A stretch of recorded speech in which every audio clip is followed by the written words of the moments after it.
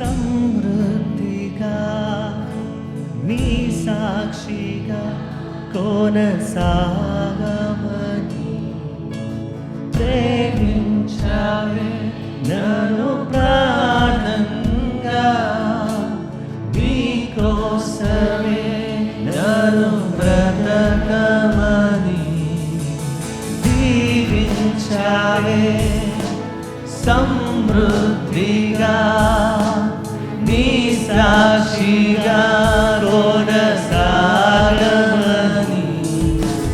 ప్రేమించావే నన్ను ప్రాణంగా నీ కోసమే నన్ను బ్రతకమని దారులలో ఎడారులలో సెలయేరులై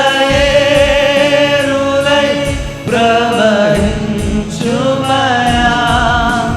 చీకటిలో కారు చీకటిలో అగ్నిస్తంభమై నన్ను నడుపుమయా దీవించావే సమృద్ధిగా నీ సాక్షిగా కొనసాగమని దేవా ప్రేమించావే నన్ను ప్రాణంగా నీ కోసమే నన్ను బ్రతకమని.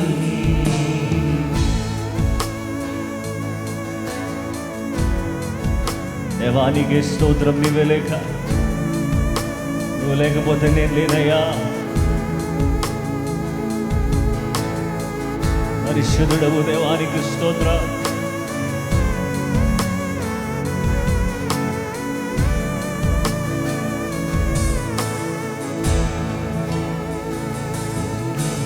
నువ్వే లేకుండా నేనుండలేను యేసయ్యా.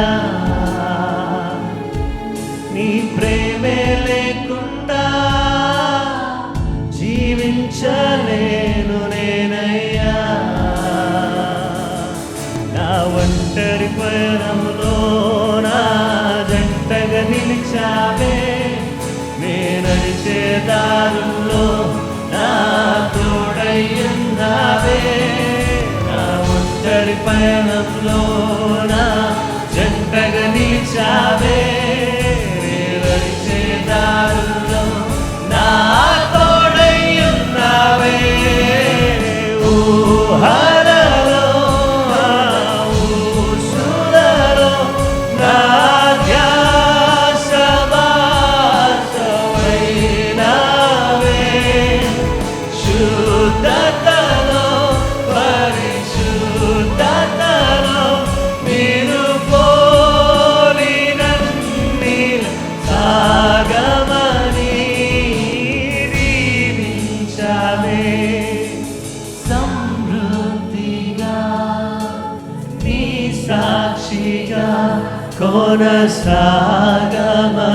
సంగమంతా ప్రేమించావే నన్ను ప్రాణంగా నీ కోసమే నన్ను బ్రతకమని.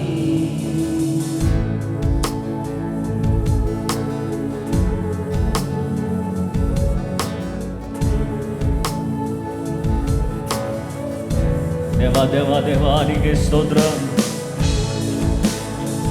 మన చేతులైన వైపు చాపి యెహోవాను ఆశ్రయించిన వారికి ఏ మేలు పొదువై ఉండదు.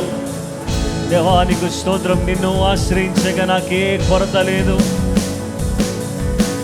కొరతే లేదయ్యా నీ జాలి నాపై యేసయ్యా.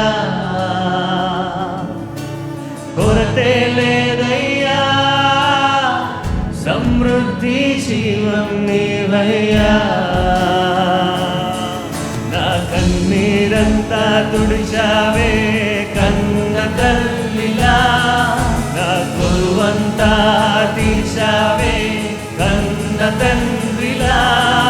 నా కన్నీరంతా తుడిచావే కన్న తల్లిలా. నా కొలువంతా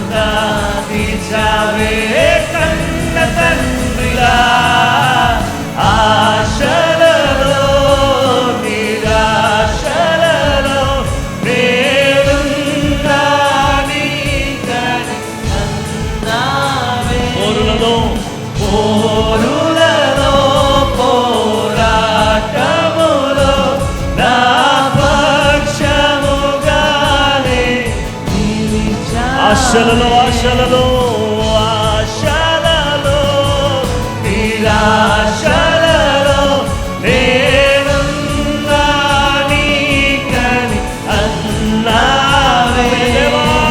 పోరులలో పోరాటములో నా పక్షముగానే పిలిచావే, దీవించావే. నీ సాక్షిగా కొనసాగమని ప్రేమించావే నన్ను ప్రాణంగా, నీ కోసమే నన్ను బ్రతకమని దేవా దీవించావే. నీ చేతులైన వైపు చాపి నీ సాక్షిగా కొనసాగమని ప్రేమించావే నన్ను ప్రాణంగా, నీ కోసమే నన్ను బ్రతకమని.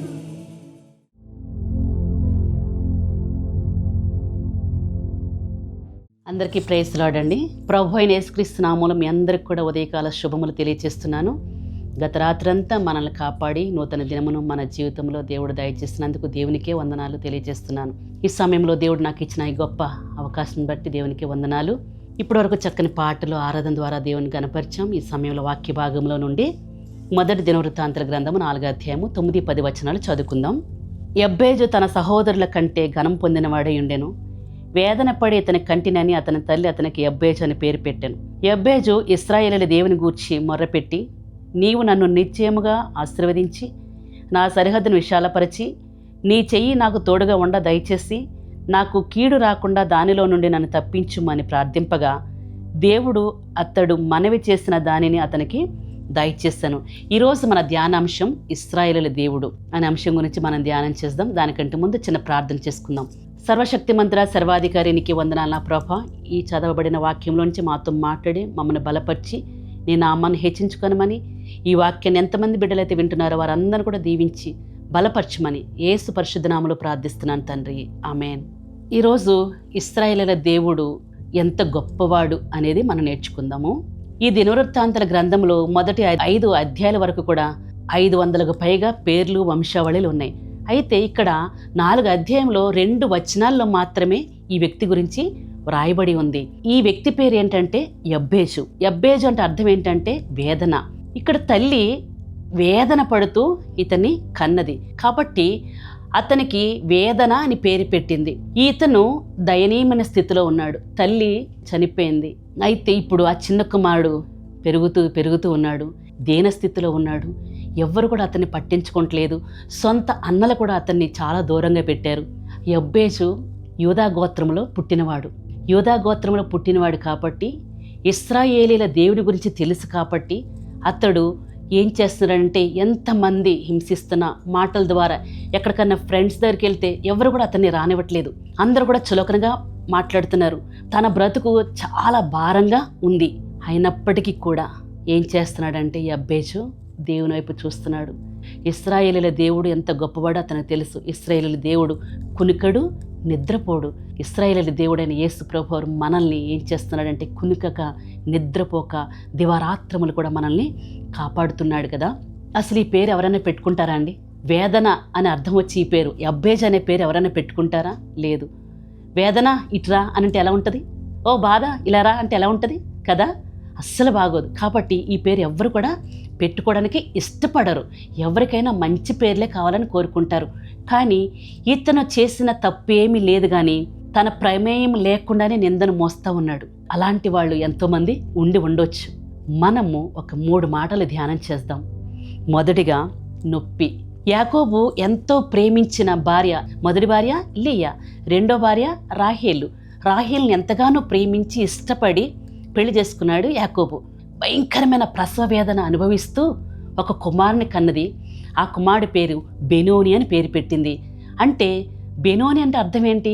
దుఃఖపుత్రుడు. వీడు పుడుతూ నాకు దుఃఖాన్ని కలుగజేస్తాడు కదా, నా ప్రాణాన్ని తీసుకుంటున్నాడు కదా అని బెనోని అని పేరు పెట్టింది. ఆమె చనిపోతూ ఆ పుట్టిన కుమారుణ్ణి తన భర్త చేతిలో పెట్టింది. అప్పుడు తన భర్త, అయ్యో వీడు పెరుగుతూ దుఃఖపుత్రుడుగా ఉండకూడదు అని చెప్పి అతనికి బెన్యామీను అని పేరు పెట్టాడు. బెన్యామీను అంటే అర్థం ఏంటంటే కుడి చేతి పుత్రుడు. దుఃఖపుత్రుడుగా ఉండడం ఇష్టం లేదు. ఇక్కడ యబ్బేజు కూడా తన తల్లి వేదన అని పేరు పెట్టింది. ఆ స్థితిలోనే కొనసాగుతూ ఉన్నాడు. తన ప్రమేయం లేకుండానే బాధపడతా ఉన్నాడు. బ్రతుకు కాలం అంతా ఆ పేరును మోయడం ఇష్టం లేదు, కానీ తన స్థితిని మార్చుకున్నాడు. ఈరోజు ఇశ్రాయేలీయుల దేవుడు అనే అంశములు మొదటి మాట నొప్పి. ఈ ఉదయకాల సమయంలో వాక్యం వింటున్న వారు ఎవరైనా కూడా బాధతో ఉన్నారా? ఎవరు వేదనతో ఉన్నా కానీ దేవుని దగ్గరికి వస్తే వేదన అంతా కూడా దేవుడు తీసేస్తాడు. యబ్బేజు దేవుని దగ్గరికి వచ్చాడు. దేవుడు చేసిన గొప్ప కార్యాలు యబ్బేజుకు తెలుసు. ఇశ్రాయేలు దేవుడు ఏం చేస్తాడు? ఎర్ర సముద్రాన్ని పాయలు చేస్తాడు. ఆహారం కావాలని అడిగితే మన్నాను కురిపించాడు. మారా నీళ్ళు ఎదురైనప్పుడు నీటిని మధురంగా మార్చాడు. చెరసాలలో ఉండి ప్రార్థన చేస్తున్నప్పుడు చెరసాల పునాదులు కదిలించిన దేవుడు. ఇశ్రాయేలు దేవుడు అద్భుతాలు చేసే దేవుడు. ఇశ్రాయేలు ప్రజలు ఐగుప్తులో ఉన్నప్పుడు, ఐగుప్తు అంటే అర్థం ఏంటి?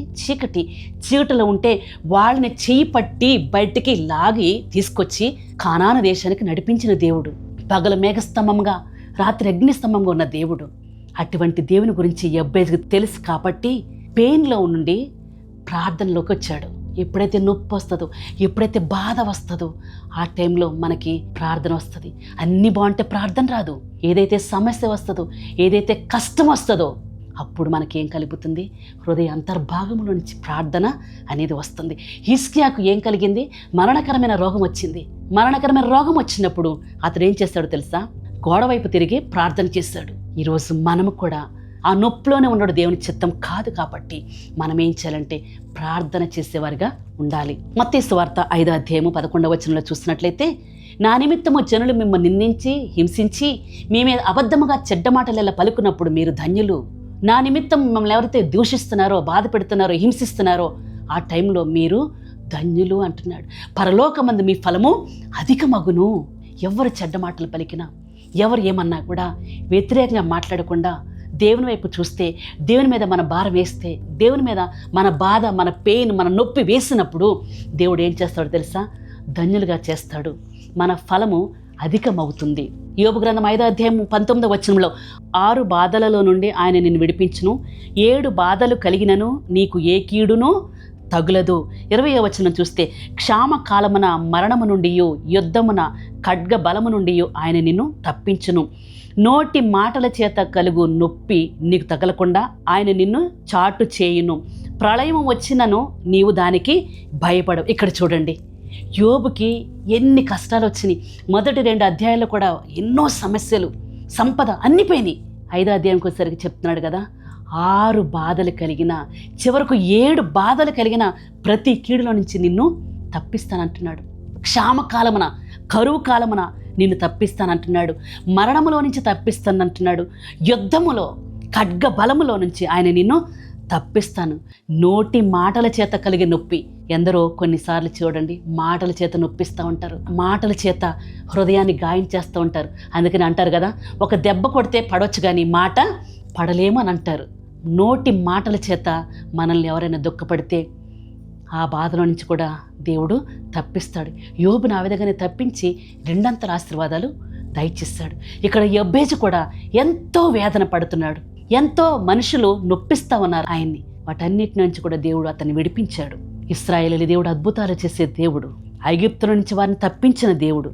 అగ్నిలో నుండి లాగినట్టుగా ఇశ్రాయేలు ప్రజల్ని లాగిన దేవుడు. అబ్రహాము, ఇస్సాకు, యాకోబు. అబ్రహాము కుమారుడు ఇస్సాకు, ఇస్సాకు కుమారుడు యాకోబు. ఈ యాకోబు ఏం చేస్తున్నాడో తెలుసా? యెబ్బేకు రేవు దగ్గర ప్రార్థన చేస్తూ ఉన్నాడు, పెనుగులాడుతూ ఉన్నాడు. రాత్రంతా కూడా యెహోవా దేవుని కాళ్ళు పట్టుకుని, నువ్వు నన్ను దీవిస్తే గాని నిన్ను విడిచిపెట్టను, నువ్వు నన్ను దీవించయ్యా అని పెనుగులాడుతూ ఉన్నాడు, ప్రార్థన చేస్తూ ఉన్నాడు, మొర్ర పెడతా ఉన్నాడు. దేవుడు దీవించే వరకు కూడా విడిచిపెట్టట్లేదు. నన్ను పోని తెల్లవారుతుందని అనంటే కూడా లేదు, నువ్వు వెళ్ళడానికి వీల్లేదు, నన్ను దీవించి ఈరోజు ఈ రాత్రి నన్ను దీవించమని పట్టుదలతో పెనుగులాడుతూ ఉన్నాడు. ఎప్పుడైతే పెనుగులాడాడో పేరు మారిపోయింది, నడక కూడా మారిపోయింది. మన స్థితిని మారుస్తాడు. మన విశ్వాస జీవితంలో ఎంతో చక్కగా నడవడానికి దేవుడు సహాయం చేస్తాడు. యాకోబు పత్రిక 5వ అధ్యాయము 13వ వచనంలో చూసినట్లయితే, మీలో ఎవరికైనా శ్రమ సంభవించినా అతడు ప్రార్థన చేయాలి. శ్రమలో ఉన్నావా? ఈ ఉదయకాలం ప్రార్థన చేయాలి. ఆ శ్రమను చూసి భయపడొద్దు, కృంగిపోవద్దు. ఎవరైతే తృణీకరిస్తారో అది శ్రమే. ఏదైతే కీడొస్తుందో అది శ్రమే.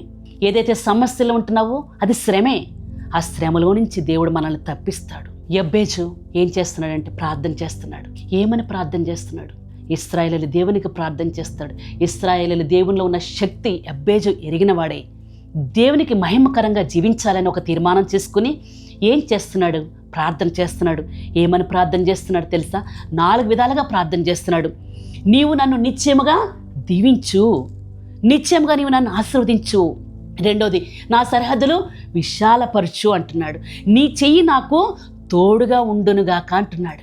ఏ కీడు రాకుండా నన్ను తప్పించమని ప్రార్థన చేస్తున్నాడు. చాలా చిన్న ప్రార్థన, చాలా క్లుప్త ప్రార్థన చేశాడు. కానీ దేవుడు అతని మనవి విని ఆ మనవి ప్రకారంగా దేవుడు యబ్బేజుని ఆశీర్వదించాడు. యాకోబు ఏ విధంగా అయితే దేవుని కాళ్ళు పట్టుకుని వదలకుండా దీవించే వరకు ఉన్నాడో, యబ్బేజు కూడా దేవా నిశ్చయముగా నన్ను దీవించమని ఖచ్చితంగా ప్రార్థన చేస్తూ ఉన్నాడు. ఆ ఖచ్చితమైన ప్రార్థన దేవుడు విని దేవుడు గొప్ప కార్యం చేసి, దేవునితో సంబంధం కలిగి ఉండడమే ఆశీర్వాదం. ఆస్తి ఉండడమో, అంతస్తు ఉండడమో, కార్లు ఉండడమో, ఏదో ఉండడం కాదండి. ఎప్పుడైతే దేవునితో సంబంధం కలిగి ఉంటావో అదే ఆశీర్వాదం. ఎప్పుడైతే దేవుని అధికారం క్రింద ఉంటావో అదే ఆశీర్వాదము. కీర్తనలు 91:3 చూసినట్లయితే, వేటకాని ఉరిలో నుండి ఆయన నిన్ను విడిపించును, నాశనకరమైన తెగులు రాకుండా నిన్ను రక్షించును అని అంటున్నాడు. వేటకాని ఉరిలో నుండి ఆయన నిన్ను విడిపిస్తాడు, నాశనకరమైన తెగులు రాకుండా నిన్ను రక్షిస్తాడు. ఎప్పుడైతే ప్రార్థన చేస్తున్నావో, ఎప్పుడైతే ఆయన దగ్గరికి వచ్చి విజ్ఞాపన చేసావో, యాకోబుని దీవించిన దేవుడు, యబ్బేజుని దీవించిన దేవుడు ఈరోజు మనం ప్రార్థన చేసినప్పుడు మనల్ని కూడా దేవుడు తప్పిస్తాడు, విడిపిస్తాడు. మూడవదిగా చూసినట్లయితే ప్రాస్పారిటీ, అభివృద్ధి. కీర్తనలు 91:15 చూసినట్లయితే, అతడు నాకు మొరపెట్టగా నేను అతనికి ఉత్తరం ఇచ్చేదను, శ్రమలో నేను అతనికి తోడై ఉండేదను, అతని విడిపించి అతని గొప్ప చేసేదను, దీర్ఘాయువు చేత అతను తృప్తిపరిచేదను, నా రక్షణ అతనికి చూపించేదను. చూడండి, ఇదే అండి అభివృద్ధి. దీర్ఘాయువు దయచేస్తాడు, రక్షణ చూపిస్తాడు, మనల్ని కాపాడుతాడు, మన సరిహద్దులు విశాలపరుస్తాడు, మన కుటుంబ సరిహద్దులు విశాలపరుస్తాడు. ఒంటరిగా ఉన్నావు, నిన్ను జంటగా చేశాడు. ఇద్దరుగా ఉన్న నిన్ను ముగ్గురుగా, ముగ్గురుగా ఉన్న నిన్ను నలుగురుగా, 5గురుగా, ఇలా కుటుంబంలో విస్తరణ జరిగింది. సంఘ సరిహద్దులు విశాలపరుస్తాడు. అనేక ప్రాంతాల్లో మన సంఘాలు స్థాపించబడ్డానికి దేవుడు సహాయం చేశాడు. మన ఇంటి సరిహద్దులు విశాలపరుస్తాడు. మనం ప్రార్థన చేసినప్పుడు మన సరిహద్దులను విశాలపరిచే దేవుడు. మొదటి దినవృత్తాంత గ్రంథం 4వ అధ్యాయంలో సహోదరులందరికంటే కూడా యబ్బేజు ఘనత పొందాడు. ఇశ్రాయేలు దేవుడిచ్చే ఘనత ఎంతో గొప్పది, అది శాశ్వతమైన ఘనత. ఆయన భక్తులందరికీ ఘనత ఇదే కదా అని అంటున్నాడు. ఏంటి ఆ ఘనత అంటే, ఎప్పుడైతే ఈ వాక్యాన్ని పట్టుకుంటావో, ఎప్పుడైతే ఈ వాక్యం చదువుతావో, ఎప్పుడైతే ఈ వాక్యం మనలో ఉంటుందో ఇదే ఘనత. కీర్తనలు 149:9 చూసినట్లయితే, విధింపబడిన తీర్పు వారి మీద నడుపుటకును, వారి చేతిలో 2 అంచులు గల ఖడ్గమున్నది. ఆయన భక్తులందరికీ ఘనత ఇదే, వాక్యమే ఘనత. ఎప్పుడైతే వాక్యం పట్టుకుంటావో, ఈ వాక్యము నిన్ను నన్ను బ్రతికిస్తుంది, బాధలో మనకి నెమ్మది కలిగిస్తుంది. ఈ వాక్యాన్ని పట్టుకున్నవారు ఆకాశ మండలమందున జ్యోతుల వలె పోలి నడుస్తారు. అలా నడవాలంటే ఈ వాక్యం మనలో ఉండాలి. ఈ ఘనమైన వాక్యం, ఈ పరిశుద్ధమైన వాక్యం, అమూల్యమైన వాక్యం, ఎంతో మధురమైన వాక్యం మనం పట్టుకుని నడిచినప్పుడు ఇది మనకి ఘనతను తీసుకొస్తూ ఉంది. కీర్తనలు 132:15 చూస్తే, దాని ఆహారమును నేను నిండార్లుగా దీవించేదను, దానిలోని బీదలను ఆహారము తృప్తిపరిచేదను. ఇక్కడ చూడండి, దీవిస్తాడు, అభివృద్ధి కలుగుతుంది, తృప్తి కలుగుతుంది. ఏంటి అభివృద్ధి అని అంటే, దేవునితో సహవాసం కలిగి ఉండడమే అభివృద్ధి, దేవునితో ఏకమై ఉండడమే అభివృద్ధి. యబ్బేజు యూదాగోత్రములు ఉన్నాడు కాబట్టి ప్రార్థన చేశాడు. దావీదు యూదాగోత్రములు ఉన్నాడు కాబట్టి నిత్యము దేవుని స్తుతిస్తానే ఉన్నాడు. యేసు ప్రభువారు యూదాగోత్రపు సింహము. ఆయన ఏం చేస్తున్నాడో తెలుసా? మనకి ఆత్మ సంబంధమైన ఆశీర్వాదాలు దయచేస్తున్నాడు. యబ్బేజు ప్రార్థించాడు, దావీదు స్తుతించాడు. యేసు ప్రభువారు పరలోక సంబంధమైన ఆత్మ సంబంధమైన ఆశీర్వాదాలు మనకు దయచేస్తున్నాడు. ఈ వాక్యమైన నీవు నేను కూడా ఇశ్రాయేలు దేవుడు చేసే గొప్ప అద్భుతాలు మనకు తెలుసు. ఆయన ఎన్నో అద్భుత కార్యాలు చేశారు. భయంకరమైన ఐగుప్తుల నుంచి ఇశ్రాయేలు ప్రజలను కానాను దేశానికి నడిపించాడు. పాలు తేనెలు ప్రవహించే కానాను దేశానికి నడిపించాడు. ఆ దేవుడే ఈ దేవుడు ఈరోజు నిన్ను నన్ను కూడా ఆయన నడిపించడానికి సిద్ధంగా ఉన్నాడు. అయితే నొప్పిలో ఉన్నావా? ఎక్కడ ఉన్నప్పటికి కూడా ఎప్పుడైతే ఆ పెయిన్లో నుంచి ప్రేయర్ చేస్తావో ప్రాస్పరిటీలో నడిపిస్తాడు. ఎప్పుడైతే వేదనలో ఉన్నావో ఆ వేదనలో నుంచి ప్రార్థన చేస్తే ఆ ప్రార్థనలో నుంచి నాకు అభివృద్ధిని దయచేస్తాడు. అలాంటి గొప్ప అభివృద్ధి నీకు నాకు మనందరికీ దేవుడు సమృద్ధిగా దయచేయను గాక. ప్రార్థన చేసుకుందామా? దయచేసి తలలు వంచండి, ప్రార్థన చేసుకుందాం.